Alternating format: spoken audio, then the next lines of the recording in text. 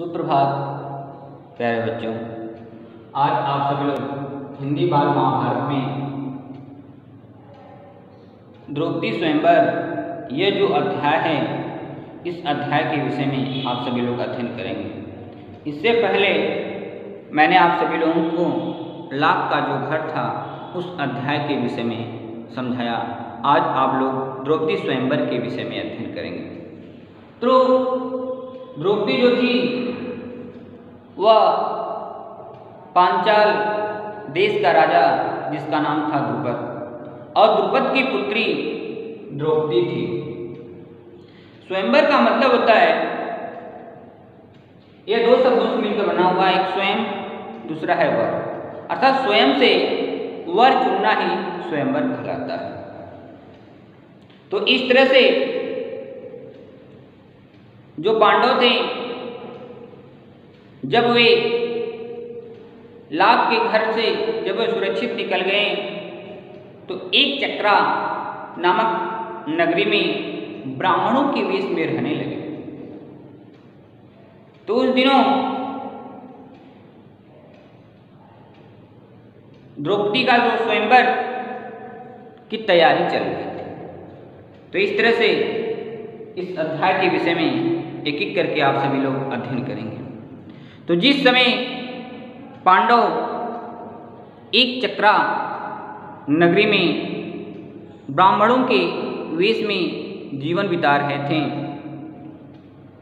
उन्हीं दिनों पांचाल नरेश की कन्या जिसका नाम था द्रौपदी की स्वयंवर की तैयारियां होने लगी। एक चक्रा नगरी के ब्राह्मणों के झुंड पांचाल देश के लिए रवाना हुआ। तो पांडव भी उनके साथ ही चल दिए। पांचों भाई माता कुंती के साथ किसी कुंभार की झोपड़ी में आ टिके। पांचाल देश में भी पांडव ब्राह्मण वेश ही धारण किए रहे, इस कारण उनको कोई पहचान न सका। स्वयंवर मंडप में एक विशाल धनुष रखा हुआ था, जिसकी डोरी तारों की बनी हुई थी। ऊपर काफी ऊंचाई पर एक सोने की मछली टंगी हुई थी। उसके नीचे चमकदार यंत्र बड़े वेग से घूम रहा था। राजा द्रुपद ने घोषणा की थी कि जो राजकुमार पानी में प्रतिबिंब अर्थात छाया को देखकर उस भारी धनुष से तीर चलाकर ऊपर टंगे हुए मछली को गिरा देगा, उसी को द्रौपदी वरमाला पहनाएगी। यह पांचाल जो नरेश था जिसका नाम था द्रुपद का यह शर्त था। तो इस स्वयंवर के लिए दूर दूर से अनेक वीर उस स्वयंवर में आए हुए थे। मंडप में सैकड़ों राजा इकट्ठे हुए थे, जिनमें धृतराष्ट्र के 100 बेटे, अंग देश का राजा कर्ण, क्योंकि कर्ण को ही दुर्योधन ने अंग देश का राजा बनाया हुआ था। श्री कृष्ण, शिशुपाल, जरासंध आदि भी उस स्वयंवर में शामिल हुए थे। दर्शकों की भीड़ थी। राजकुमार धृष्टद्युम्न घोड़े पे सवार होकर के आगे आया। तो जो धृष्टद्युम्न था वह पांचाल देश का राजा द्रुपद का पुत्र था, तो इस तरह से द्रौपदी का वह भाई था। उसके पीछे हाथी पे सवार होकर द्रौपदी आई, हाथ में फूलों का हार लिए हुए। राजकन्या हाथी से उतरी और सभा में पदार्पण किया। राजकुमार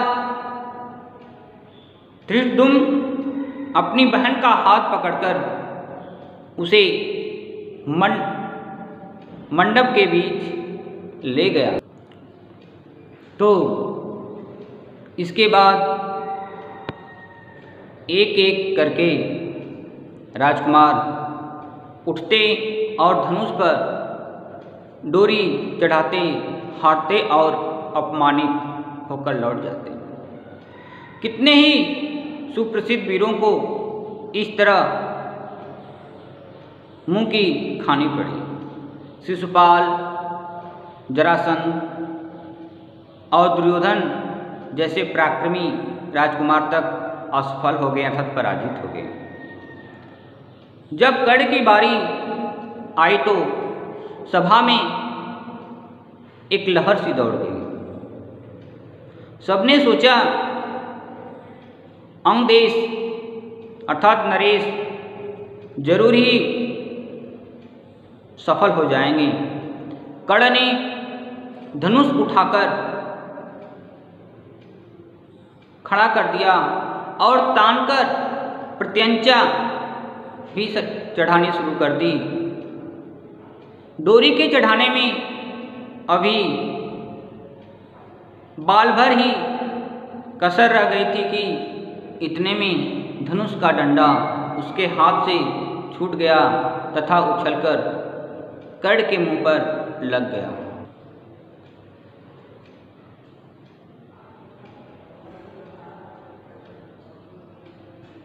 अपनी चोट सहलाता हुआ कर्ण अपनी जगह पर जाकर बैठा।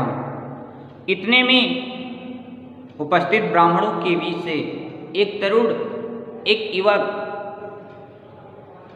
जो अर्जुन था, वह उठ खड़ा हुआ, परंतु सभा में उसे कोई पहचान नहीं था, क्योंकि जो 5 पांडव थे वे तो ब्राह्मण वेश में वहाँ पे उपस्थित थे। ब्राह्मणों की मंडली में ब्राह्मण वेशधारी अर्जुन को यूँ खड़ा होते देखकर सभा में बड़ी हलचल मच गई। लोगों में तरह तरह की चर्चा होने लगी। तब अर्जुन ने धनुष हाथ में लिया और उस पर डोरी चढ़ा दी। उसने धनुष पर तीर चढ़ाया और आश्चर्यचकित लोगों को मुस्कुराते हुए देखा। लोग उसे देख रहे थे। उसने और देरी न करते हुए एक के बाद एक 5 बार उस घूमते हुए चक्र में मारे और हजारों लोगों के देखते देखते निशाना टूटकर नीचे गिर पड़ा। इस तरह से सभा में कोलाहल सा मच गया। तो उस समय राजकुमारी द्रौपदी की शोभा कुछ अनूठी हो गई। वे आगे बढ़ी और सकुचाते हुए लेकिन प्रसन्नतापूर्वक ब्राह्मण वेश में खड़े अर्जुन को वरमाला पहना दी। माता को यह समाचार सुनने के लिए युधिष्ठिर, नकुल और सहदेव तीनों भाई मंडप से उठ करके चले गए, परंतु भीम नहीं। उन्हें भय था कि निराश राजकुमार कहीं अर्जुन को कुछ न कर बैठे। भीमसेन का अनुमान सही निकला। राजकुमारों में बड़ी हलचल मच गई। उन्होंने शोर मचाया। राजकुमारों को का जो जोश था वो बढ़ता गया। ऐसा प्रतीत हुआ कि भारी विप्लवकारी कोहराम मच जाएगा। यह हाल देखकर श्री कृष्ण बलराम और कुछ राजा विप्लव अर्थात कोहराम मचाने वाले राजकुमारों को समझाने लगे। वे समझाते रहे और इस बीच भीम और अर्जुन द्रौपदी को साथ लेकर कुम्हार की कुटिया की ओर चल दिए।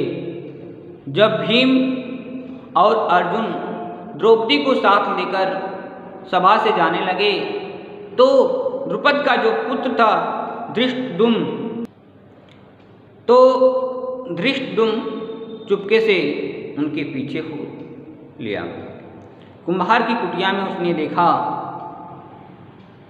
उससे उसके आश्चर्य की सीमा न रही। वह तुरंत लौटा आया और अपने पिता से बोला, पिताजी, मुझे तो ऐसा लगता है कि ये लोग कहीं पांडव न हो। बहन द्रौपदी उस युवक की मृगछाला पकड़े जब जाने लगी तो मैं भी उनके पीछे हो लिया। वे एक कुम्हार की झोपड़ी में जा पहुँचे। वहाँ अग्निशिखा की भांति एक तेजस्वी देवी जो माँ कुंती थी। वहाँ जो बातें हुई उनसे मुझे विश्वास हो गया कि वह कुंती देवी ही है। जब राजा द्रुपद के बुलावा भेजने पर पांचों भाई माता कुंती और द्रौपदी के साथ लेकर राजभवन पहुँचे तो युधिष्ठिर ने राजा को अपना सही परिचय दिया। यह जानकर कि पांडव हैं, यह राजा द्रुपद फूल न समाये अर्थात वे बहुत ही प्रसन्न हुए। उनकी इच्छा पूरी हुई। महाबली अर्जुन मेरी बेटी की पति हो गए तो फिर द्रोणाचार्य की शत्रुता की मुझे चिंता नहीं रही। यह विचार कर उन्होंने संतोष की सांस ली। माँ की आज्ञा और सबकी सहमति से द्रौपदी ने द्रौपदी के साथ पांचों पांडवों का विवाह हो गया। तो इस तरह से यह जो आप सभी का द्रौपदी जो स्वयंवर था वह समाप्त हुआ। इसका आप ध्यानपूर्वक अध्ययन करेंगे। इन्हीं शब्दों के साथ आज का जीवन आप सभी लोगों का मंगलमय।